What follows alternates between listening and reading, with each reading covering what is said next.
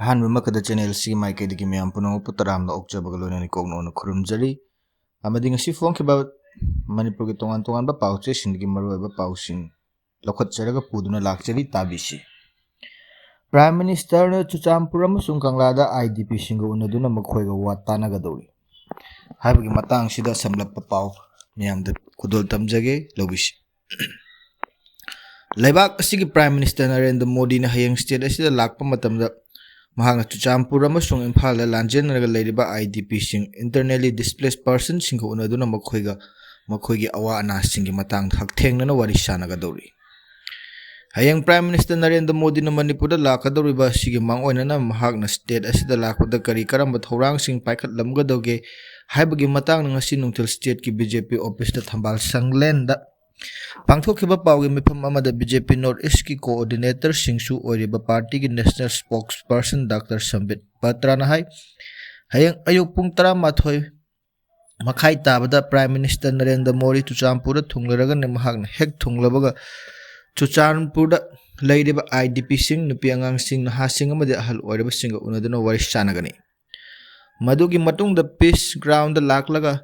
ꯃꯤꯌꯥꯝ ꯇꯤꯟꯕ ꯊꯧꯔꯝ ꯑꯃꯗ ꯃꯍꯥꯛꯅ ꯋꯥ ꯉꯥꯡꯕꯒ ꯂꯣꯏꯅꯅ ꯃꯐꯝ ꯑꯗꯨꯗ ꯁ꯭ꯇꯦꯠ ꯑꯁꯤꯒꯤ ꯃꯐꯝ ꯀꯌꯥꯗ ꯄꯥꯏꯈꯠꯀꯗꯧꯔꯤꯕ ꯆꯥꯎꯈꯠ ꯊꯧꯔꯥꯡ ꯀꯌꯥꯒꯤ ꯇꯣꯉꯥꯟ ꯇꯣꯉꯥꯟꯕ ꯄ꯭ꯔꯣꯖꯦꯛꯇꯁꯤꯡꯒꯤ ꯎꯔꯦꯞ ꯎꯌꯨꯡ ꯇꯝꯒꯅꯤ꯫ ꯆꯨꯔꯆꯥꯟꯄꯨꯔꯒꯤ ꯊꯧꯔꯝ ꯂꯣꯏꯔꯕ ꯃꯇꯨꯡ ꯃꯍꯥꯛ ꯏꯝꯐꯥꯜ ꯇꯝꯅ ꯂꯥꯛꯀꯅꯤ꯫ ꯆꯥꯎꯔꯥꯛꯅ ꯅꯨꯡꯊꯤꯜ ꯄꯨꯡ 2 ꯇꯥꯕꯗ ꯃꯍꯥꯛ ꯏꯝꯐꯥꯜꯗ ꯊꯨꯡꯂꯒꯅꯤ ꯑꯗꯨꯒ ꯀꯪꯂꯥꯗ ꯂꯥꯛꯂꯒ ꯀꯪꯂꯥꯗ IDPꯁꯤꯡ, ꯅꯨꯄꯤ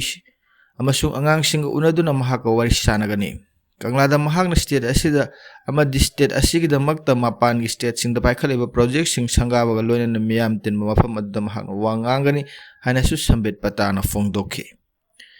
ꯍꯌꯦꯡ ꯄ꯭ꯔꯥꯏꯝ ꯃꯤꯅꯤꯁꯇꯔꯒꯤ ꯈꯣꯡꯆꯠ ꯑꯁꯤꯗ ꯂꯨꯄꯥ ꯀꯣꯇꯤ 163 ꯆꯪꯅ ꯁꯥꯈꯤꯕ ꯗ꯭ꯋꯥꯔꯀꯥ, ꯅ꯭ꯌꯨ ꯗꯦꯜꯂꯤꯒꯤ ꯃꯅꯤꯄꯨꯔ ꯚꯕꯟ, ꯀꯣꯜꯀꯇꯥ ꯁꯣꯜ ꯂꯦꯛꯇ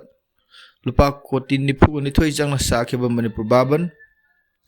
ꯂꯨꯄꯥ ꯀꯣꯇꯤ 53 ꯆꯪꯈꯤꯕ ꯏꯝꯐꯥꯜ ꯇꯨꯔꯦꯟꯒꯤ ꯋꯦꯁꯇꯔꯟ ꯔꯤꯚꯔ ꯐ꯭ꯔꯟꯠ ꯐꯦꯖ 2, ꯂꯨꯄꯥ ꯀꯣꯇꯤ 13 ꯆꯪꯅ ꯁꯥꯈꯤꯕ ꯏꯝꯐꯥꯜ ꯃꯣꯜ ꯔꯣꯗ ꯐꯦꯖ 2, ꯂꯨꯄꯥ ꯀꯣꯇꯤ 100 ꯁꯨꯞꯅ ꯑꯃ ꯆꯪꯅ ꯁꯥꯈꯤꯕ ꯃꯟꯇ꯭ꯔꯤ ꯄꯨꯈ꯭ꯔꯤꯒꯤ ꯑꯅꯧꯕ ꯄꯨꯂꯤꯁ ꯍꯦꯗꯀ꯭ꯋꯥꯔꯇꯔꯁ, ꯂꯨꯄꯥ ꯀꯣꯇꯤ 113 ꯆꯪꯈꯤꯕ ꯃꯟꯇ꯭ꯔꯤ ꯄꯨꯈ꯭ꯔꯤꯗ ꯂꯩꯕ IT ꯁꯦꯠꯁ ꯕꯤꯜꯗꯤꯡ ꯑꯃ, ꯂꯨꯄꯥ ꯀꯣꯇꯤ 539 ꯆꯪꯅ ꯁꯥꯈꯤꯕ ꯃꯟꯇ꯭ꯔꯤ ꯄꯨꯈ꯭ꯔꯤꯒꯤ ꯁꯤꯚꯤꯜ ꯁꯦꯀ꯭ꯔꯦꯇꯔꯤꯌꯦꯠ, ꯂꯨꯄా ꯀꯣꯇꯤ 13 ꯆꯪꯅ ꯁꯥꯈꯤꯕ ꯇꯦꯡꯅꯧꯄꯜ, ꯅꯣꯅꯦ, ꯄꯂꯦꯟ ꯑꯃꯁꯨꯡ ꯃꯣꯏꯔꯥꯡꯒꯤ ꯏꯃꯥ ꯃꯥꯔꯀꯦꯠ 4, ꯂꯨꯄꯥ ꯀꯣꯇꯤ 18 ꯆꯪꯈꯤꯕ ꯀ꯭ꯌꯥꯝꯒꯩꯒꯤ ꯂꯩꯁꯥꯡ ꯍꯤꯗꯦꯜ ꯀꯜꯆꯔꯦꯜ ꯑꯦꯟড ꯍꯦꯔꯤꯇꯦꯖ ꯄꯥꯔꯛ, ꯂꯨꯄꯥ ꯀꯣꯇꯤ 18 ꯆꯪꯅ ꯀꯣꯂꯦꯖ ꯐꯒꯠꯂꯟꯁꯤ ꯃꯤꯁꯟꯒꯤ ꯃꯈꯥꯗ ꯏꯝꯐꯥꯜ ꯋꯦꯁ, ꯊꯧꯕꯥꯜ ꯑꯃꯁꯨꯡ ꯀꯛꯆꯤꯡꯒꯤ ꯒꯚꯔꯟꯃꯦꯟꯠ ꯀꯣꯂꯦꯖ 5ꯒꯤ ꯁꯦꯝꯒꯠ ꯁꯥꯒꯠꯂꯤꯕꯁꯤꯡ, ꯀꯣꯇꯤ 94 ꯆꯪꯅ ꯁꯥꯈꯤꯕ ꯏꯝꯐꯥꯜ ꯖꯤꯔꯤꯕꯥꯝ ꯂꯝꯕꯤꯒꯤ ꯂꯦꯟ 4ꯒꯤ ꯏꯔꯪꯊꯣꯡ, ꯂꯨꯄꯥ ꯀꯣꯇꯤ 15 ꯆꯪꯅ ꯁꯦꯝꯒꯠꯂꯛꯂꯤꯕ ꯀꯥꯝꯖꯣꯡ ꯗꯤꯁꯇ꯭ꯔꯤꯛꯀꯤ ꯑꯦꯗꯃꯤꯅꯤꯁꯇ꯭ꯔꯦꯁꯟ ꯏꯟꯐ꯭ꯔꯥꯁ꯭ꯇ꯭ꯔꯛꯆꯔꯁꯤꯡ, ꯂꯨꯄꯥ ꯀꯣꯇꯤ 12 ꯆꯪꯅ ꯁꯦꯝꯒꯠꯂꯛꯂꯤꯕ ꯀꯛꯆꯤꯡ ꯗꯤꯁꯇ꯭ꯔꯤꯛꯀꯤ ꯑꯦꯗꯃꯤꯅꯤꯁꯇ꯭ꯔꯦꯁꯟꯒꯤ ꯏꯟꯐ꯭ꯔꯥꯁ꯭ꯇ꯭ꯔꯛꯆꯔꯁꯤꯡ, ꯂꯨꯄꯥ ꯀꯣꯇꯤ 13 ꯆꯪꯅ ꯆꯨꯔꯆꯥꯟꯄꯨꯔ ꯗꯤꯁꯇ꯭ꯔꯤꯛ ꯃꯅꯨꯡꯗ ꯂꯩꯕ ꯂꯣꯛꯇꯥꯛ ꯄ꯭ꯔꯣꯖꯦꯛꯀꯤ ꯃꯅꯥꯛꯇ ꯇꯣꯛꯄ ꯚꯤꯂꯦꯖꯇ ꯁꯥꯔꯤꯕ ꯑꯦꯀꯕ꯭ꯂꯤꯌꯥ ꯃꯣꯗꯦꯜ ꯔꯤꯁꯥꯏꯗꯦꯟꯁꯤꯌꯦꯜ ꯁ꯭ꯀꯨꯜ, ꯂꯨꯄꯥ ꯀꯣꯇꯤ 8 ꯆꯪꯅ ꯁꯥꯈꯤꯕ ꯅꯤꯡꯊꯧꯈꯣꯡ ꯀꯝꯃ꯭ꯌꯨꯅꯤꯇꯤ ꯍꯦꯜꯊ ꯁꯦꯟꯇꯔꯒꯤ ꯏꯟꯁꯇꯤꯇ꯭ꯌꯨꯁꯅꯦꯜ ꯕꯤꯜꯗꯤꯡ ꯑꯃꯁꯨꯡ ꯁ꯭ꯇꯥꯐ ꯀ꯭ꯋꯥꯔꯇꯔ, ꯂꯨꯄꯥ ꯀꯣꯇꯤ 8 ꯆꯪꯅ ꯁꯥꯈꯤꯕ ꯆꯨꯔꯆꯥꯟꯄꯨꯔ ꯗꯤꯁꯇ꯭ꯔꯤꯛꯀꯤ ꯁꯥꯏꯀꯣꯠ CHCꯒꯤ ꯕꯤꯜꯗꯤꯡ ꯑꯃꯁꯨꯡ ꯂꯨꯄꯥ ꯀꯣꯇꯤ 3 ꯖꯦꯅꯤꯝꯁꯇ ꯁꯥꯈꯤꯕ ꯄꯦꯔꯥꯃꯦꯗꯤꯀꯦꯜ ꯑꯃꯁꯨꯡ ꯑꯦꯂꯥꯏꯟꯁ ꯁꯥꯏꯟꯁꯀꯤ ꯍꯦꯂꯦꯞ ꯁꯪꯒꯥꯔꯝꯒꯅꯤ ꯍꯥꯏꯅ ꯁꯝꯕꯤꯠ ꯄꯥꯇ꯭ꯔꯅ ꯐꯣꯡꯗꯣꯛꯈꯤ꯫ ꯃꯍꯥꯛꯅ ꯍꯥꯏ ꯄ꯭ꯔꯥꯏꯝ ꯃꯤꯅꯤꯁꯇꯔꯅ ꯎꯔꯦꯞ ꯎꯌꯨꯡ ꯇꯝꯒꯗꯕ ꯆꯥꯎꯈꯠ ꯊꯧꯔꯥꯡꯒꯤ ꯄ꯭ꯔꯣꯖꯦꯛꯇꯁꯤꯡ ꯑꯗꯨꯗꯤ ꯂꯨꯄꯥ ꯀꯣꯇꯤ 3,398ꯒꯤ Manipur urban roads drainage and asset management improvement project, ꯂꯨꯄꯥ ꯀꯣꯇꯤ 550ꯒꯤ Manipur infotech development project, with infrastructure setup and Imphal at cleaning and employment generation across the state, ꯂꯨꯄꯥ ꯀꯣꯇꯤ 192ꯒꯤ ꯃꯐꯝ 8ꯗ ꯋꯥꯔꯀꯤꯡ ꯋꯨꯃꯦꯟꯁ ꯍꯣꯁꯇꯦꯜ ꯁꯥꯕ, ꯂꯨꯄꯥ 105 ꯆꯪꯒꯗꯕ ꯆꯤꯡꯒꯤ ꯗꯤꯁꯇ꯭ꯔꯤꯛꯁꯤꯡ ꯑꯃꯗꯤ ꯃꯅꯨꯡ ꯍꯟꯖꯤꯟꯅ ꯂꯩꯕ ꯃꯐꯝꯁꯤꯡꯗ super speciality and health asset lupa koti kuntrago humdoi changadaba installation of the Cleantech SPB power plant amadi sida natana topa mayam amasu Prime Minister Narendra Modi ki khongchat asida sangaram gadori amadi uyap uyum tamram gadori. Prime Minister Modi na Manipur da laktage mamang ayupung taradam hakna aizol da thunglabaga loyana mafam aduda Mizoram state ki oina punna lupa koti lising mapan lom ki project sing sangaba amasung uyap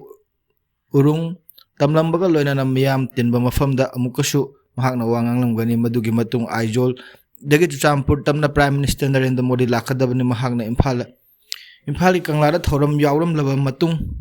nungthil pung mga matam da Guwahati da Bhupen Hazarika ga chama suba mapo kuman thoram saruk yabaga loyana miyam gi mifam adu da mahak wangang gani aduga mahak makhata na Guwahati dagi ahing leklaga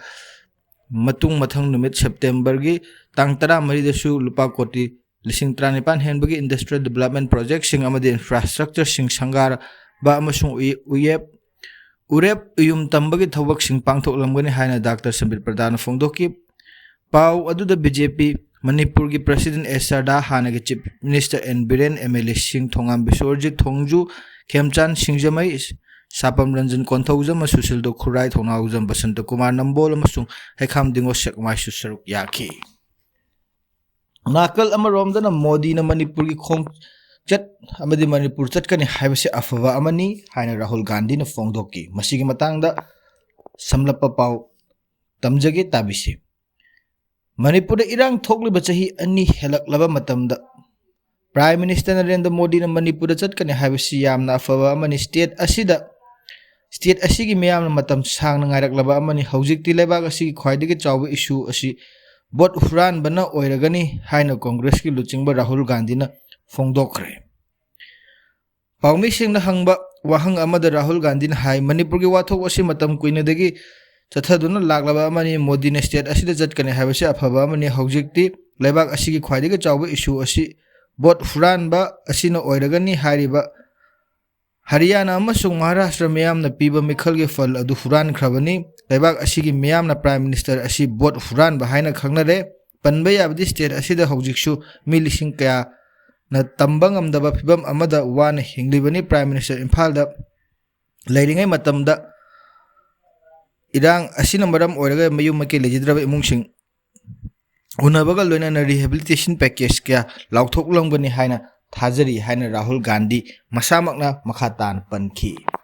masini ngasigi maru eba pausing amade tabiriba singbo amuka khurumjari amade channel sibu nungsibiduna like share amade subscribe tawa kawbigano haina ningsingjabo loinana masigida makadi punomapu amuka ikai khunabu uchaba hongdokchari